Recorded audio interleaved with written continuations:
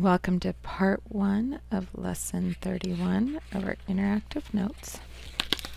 So if we look at our table of contents, lesson 31, recognize and generate equivalent fractions, is going to be on pages 9 and 10. So let's turn to pages 9 and 10. You will need your highlighter again, so make sure you have that ready to go. Have your highlighter as well as your pencil. You don't want to use a marker because it could end up getting too dark on the other side. So here are content objective 4.NF, so numbers, operations, fractions. I can explain and show models for why multiplying a numerator and denominator by the same number does not change the value of the fraction. Language objective, I can use vocabulary related to fractions to communicate how fractions are equivalent. Social objective, I can work with others to create models to prove that certain fractions are equivalent. So we have two things here. We have a number line. In the state of California, they have added into our standard that we can use a number line to prove things. So a number line is a straight line in which every point corresponds to a real number. So we're going to be mainly using them with fractions. And then on a number line we have intervals. The interval is the distance between 2 points. So they should be equal spaces between those intervals on a number line. Okay, this is not a number line, it's just a way of looking at some of our fractions. Here we're going to look at fractions that are equivalent to 1/4. Well, here my denominator is 8. What would I multiply 4 by to get 8? 2. 2 times 4 is 8, so 1 times 2 is 2. That is equivalent to 1/4. Here we have a denominator of 12. What times 4 gives me 12? 3 times 4. 3 times 4 is 12, so 1 times 3 is 3.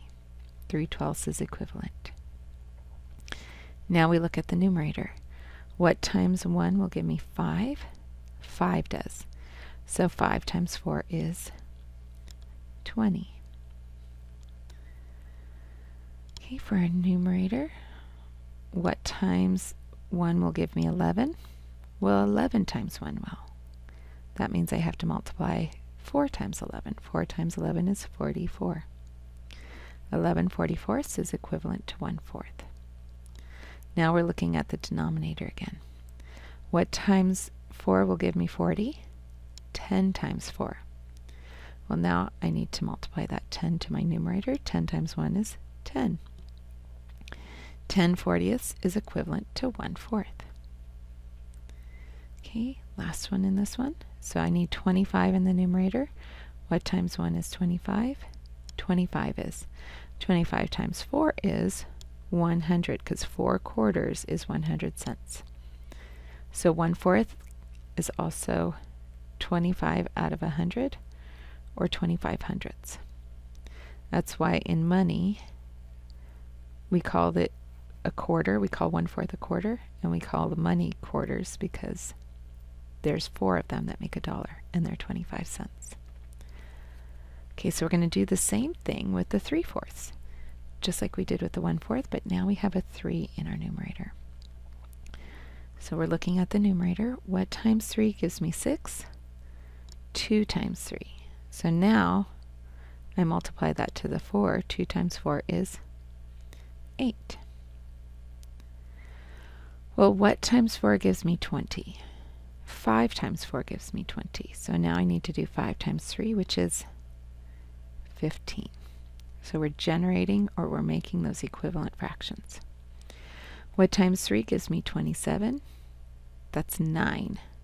So 9 times 4 is 36. 27/36 is equivalent to 3/4. What times 4 gives me 400? Well, 100 does. So 100 times 3 is 300. Okay, now 80. What times 4 gives me 80? Well, 20 times 4. So 20 times 3 is 60. And then we think, 3 times what gives me 75? Makes me think of those quarters again. 3 quarters is 75 cents.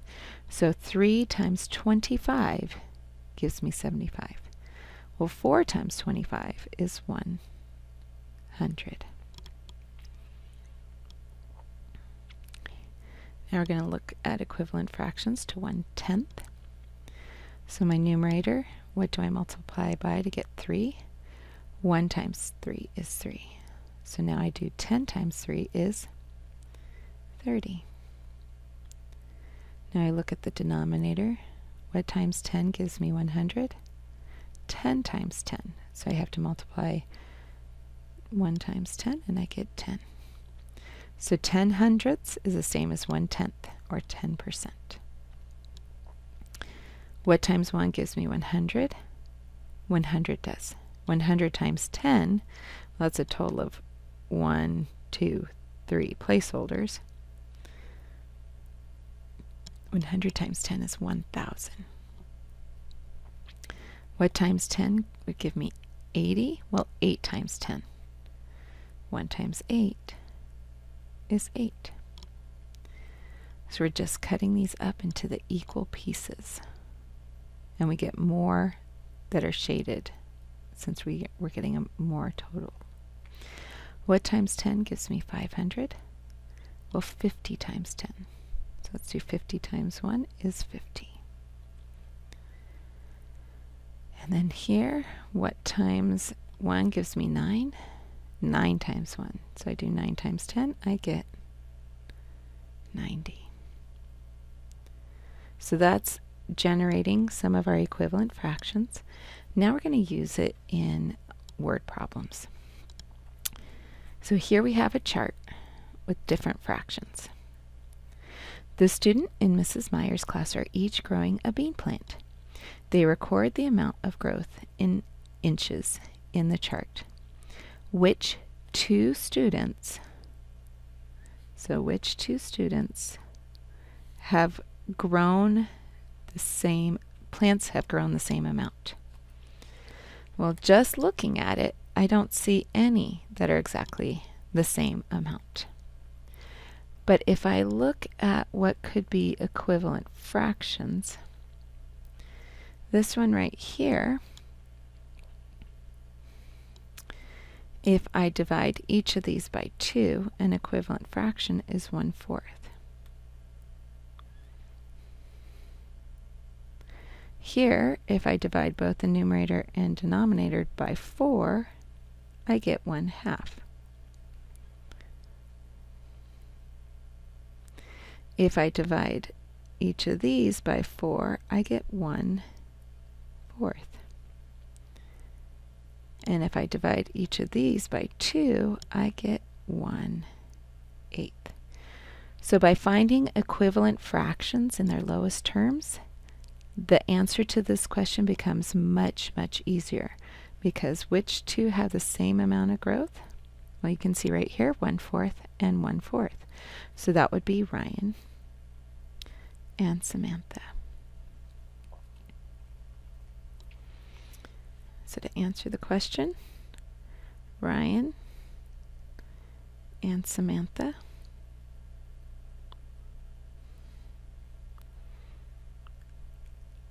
are the two students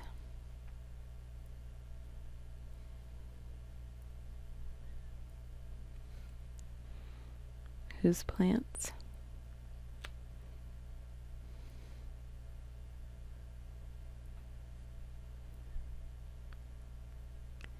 have grown the same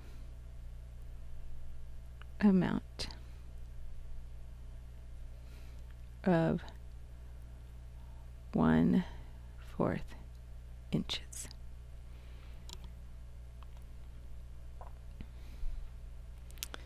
All right, let's look at this right here. Now, when these got copied, some of what should be highlighted is not showing up. So that's part of why you need your highlighter. So 3 of these boxes on Laura's should be filled in.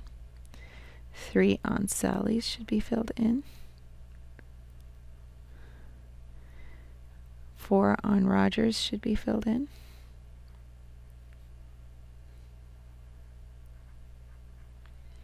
And 6 on Mike's should be filled in.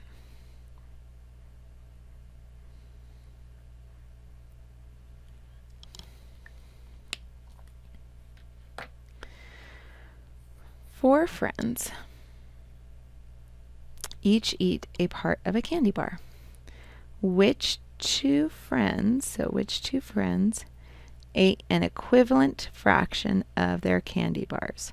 So which two ate exactly the same amount?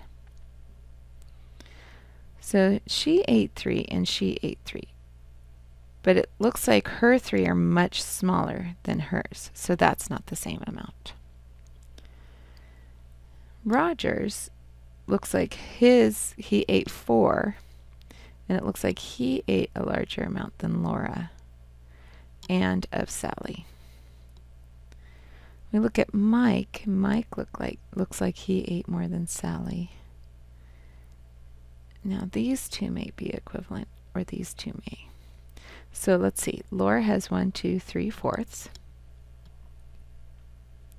Sally has 3/6. Roger has 4/5. And Mike has 6/8. So we already know that these 3 do not have an equal amount. So we just want to see what Mike's may be. Well, 6 and 8 are both even, so I can divide both by 2. 6 divided by 2 is 3. 8 divided by 2 is 4. Who had 3/4? Laura did. So Laura and Mike ate the same amount. It's just his pieces are exactly half the size of hers. But in total, they ate the same amount, or an equivalent amount of their candy bars. Laura and Mike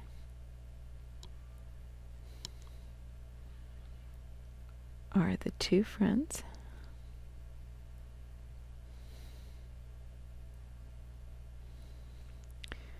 who ate an equivalent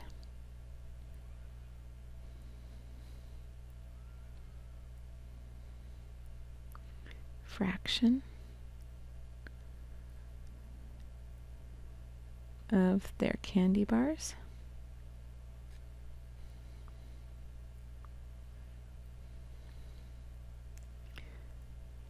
which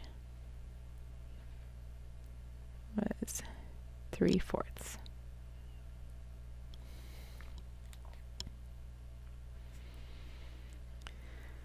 All right, so here, again, the main reason we need the highlighter, you can probably see that this part should have been shaded in, but it just didn't copy dark enough. So you want to shade that in. Shade those 2 boxes in. Shade in those 4 rectangles. Shade in those 4 rectangles. That's what we mainly needed our highlighter for, it because the copies didn't show it dark enough.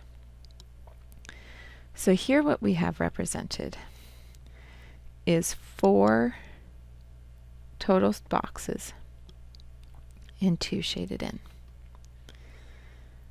Now, when we multiply, so if I multiply each of these by 2, that means I'm cutting it into 2 equal pieces. So if this were a pizza and I had 8 people to feed, but I only had, I'm sorry, if I had 4 people to feed and I only had 2 slices, I'm not going to tell two people, oh, too bad there's not enough, I'm going to cut them up. So I end up with more pieces. When I multiply, I end up with more pieces, but those pieces become smaller. So now I have 1, 2, 3, 4 shaded in. 2 times 2 is 4. And I have a total amount of 8 spots it could fit in. I have 4 out of a possible 8. So when you multiply, you're making your pieces smaller and you're making more of them. They're just getting to be smaller pieces.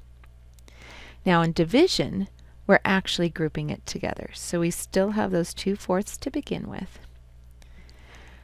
But this is the idea of that pizza again. Whenever you have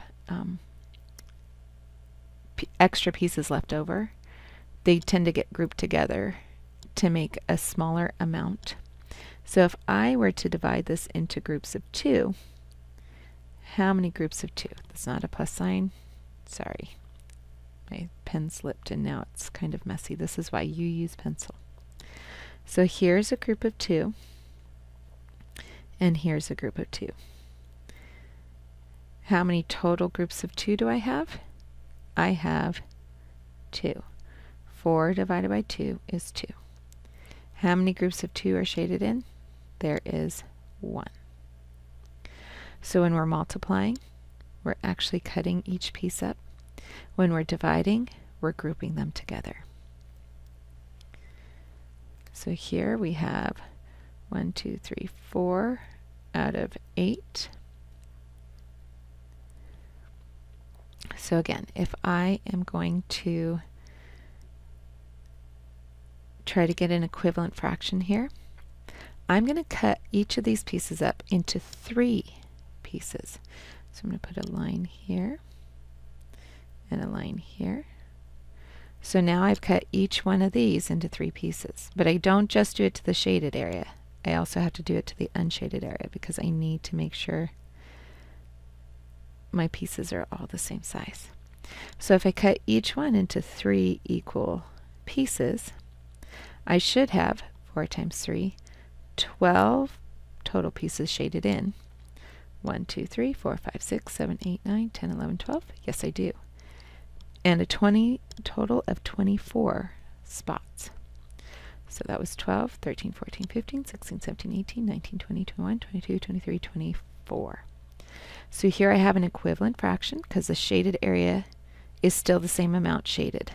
I just made the pieces smaller. I made more out of what was there. I just cut up what was already there. Here, though,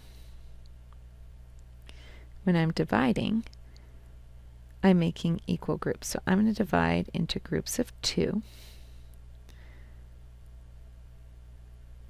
I do the shaded area in groups of 2, and I do the rest in groups of 2. I need to make sure they're always at the same amount of groups. Well, how many total groups of 2 do I have? 1, 2, 3, 4. And how many are shaded in?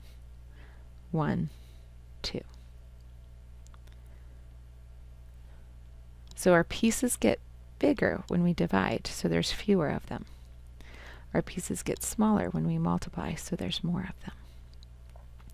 All right, so let's practice more with our 3-column notes in part 2 on generating and recognizing equivalent fractions.